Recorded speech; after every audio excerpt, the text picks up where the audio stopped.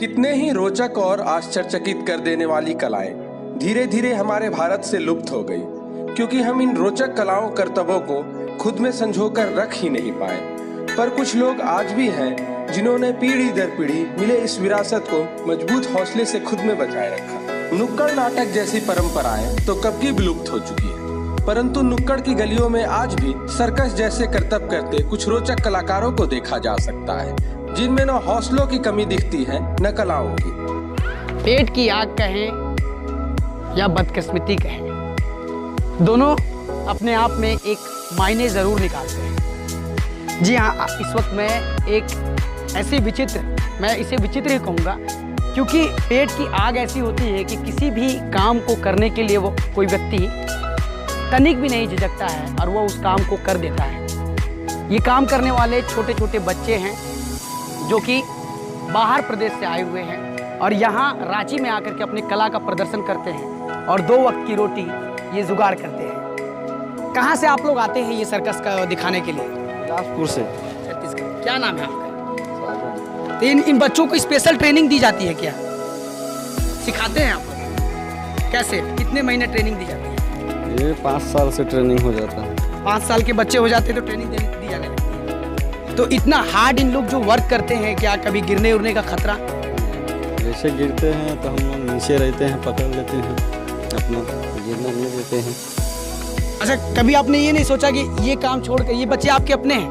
हमारे हैं। बिल्कुल, देखिए लोगों का सहयोग इसे कहेंगे कि सर्कस दिखाने के बाद ये दूर प्रदेश से आते हैं रांची में और अपने कला का प्रदर्शन करते हैं लोगों के बीच में और 2-4 पैसे एकत्रित करते हैं और वापस ये अपने घर की ओर लौट जाते हैं। कितने दिनों तक आप काम करते हैं रांची में? ज़्यादा नहीं, हम लोग प्रदेश में ऐसा ही 3-4 महीना घूमते फिर चले जाते हैं। अच्छा, मूल कहाँ के रहने वाले हैं?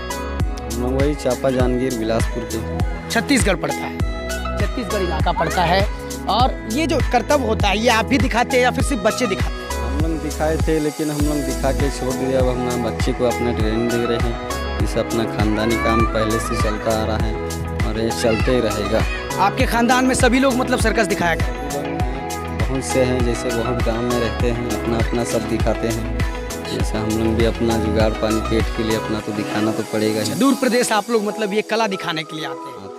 तो मतलब साल भर का काम हो जाता है आप लोगों का? साल भर तो नहीं दिखाते हम लोग, जैसे अपना 2-4 महीना दिखाते हैं, फिर चल जाते हैं। फिर 2-4 महीना अपना घर में रहते, पढ़ाई लिखाई जो भी है बच्चा लोगों का अपना होता है।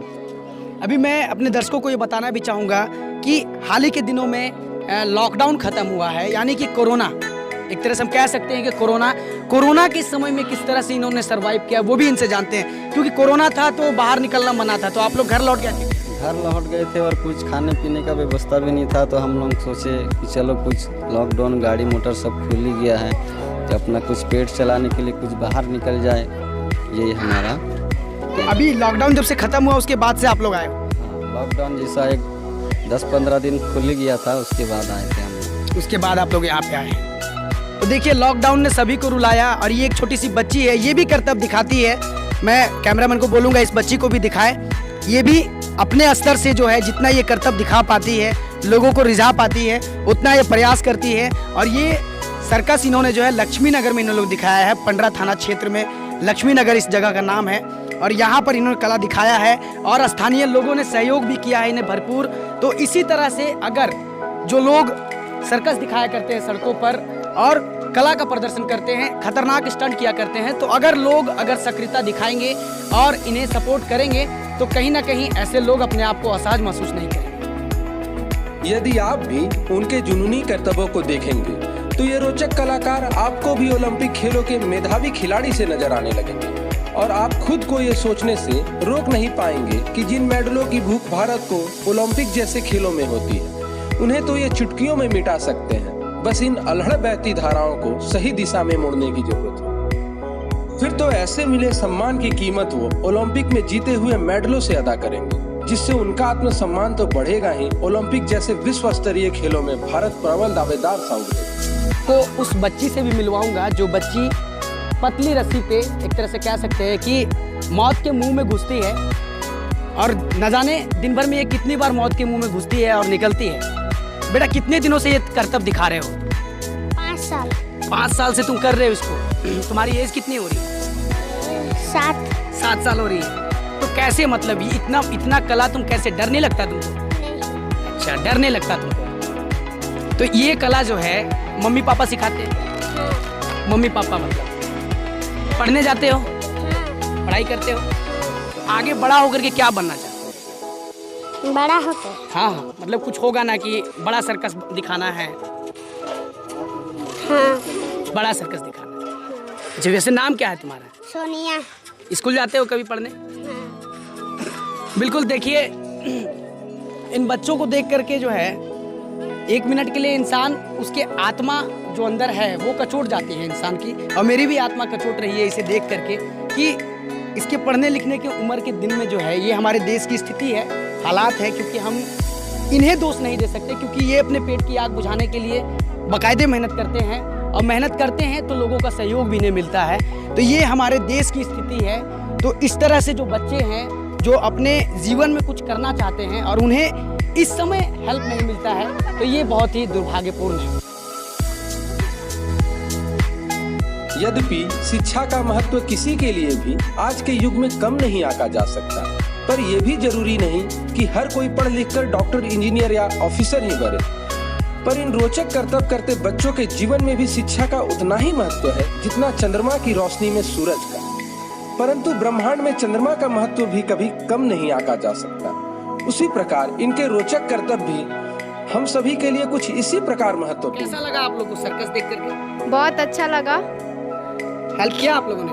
हाँ, किया। तो क्या लगता है आपको, ये बच्चा करतब दिखा रहा है, आप भी बच्चे हो, तो क्या क्या सोचा है इस बच्चे को देख करके कि इन्हें भी पढ़ना लिखना चाहिए हम लोगों की तरह?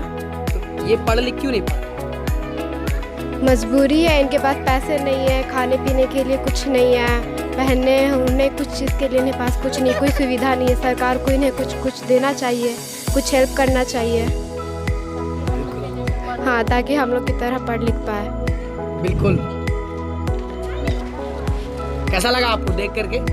हमको देख के बहुत अच्छा लगा। अच्छा, बेहतरीन लगा? बेहतरीन लगा। हेल्प किया आपने इसमें? हाँ, हमने तो जो पाया सो हेल्प की, पैसे दी, चावल दी, कि ताकि हमारे चैनल के माध्यम से क्या कहना चाहिए लोगों को, ऐसे लोग जो सड़कों पर दिखाते हैं, करतब दिखाते हैं और कहीं ना कहीं मौत के मुंह में जाते हैं। दिन भर में ये बच्ची कितने बार मौत के मुंह में जाती होगी, मौत के मुंह से बाहर आती है? हमको तो लगता है दिन भर वो पैसे पेट के चलते करते हैं।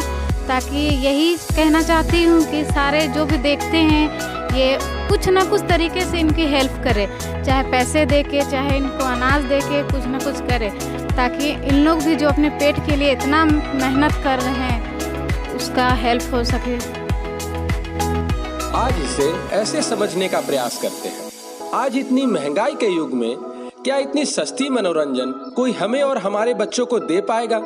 ये करतब जहां हमें बड़े आश्चर्यजनक लगते हैं और बच्चों को बड़े लुभावने लगते हैं, वही मोबाइल और टीवी जैसे जिनमें हम ऐसे समाये हैं जैसे उनके बाहर कोई दुनिया ही न हो, उन कृत्रिम और सपनों भरे दुनिया से बाहर निकालने में भी सहायक है।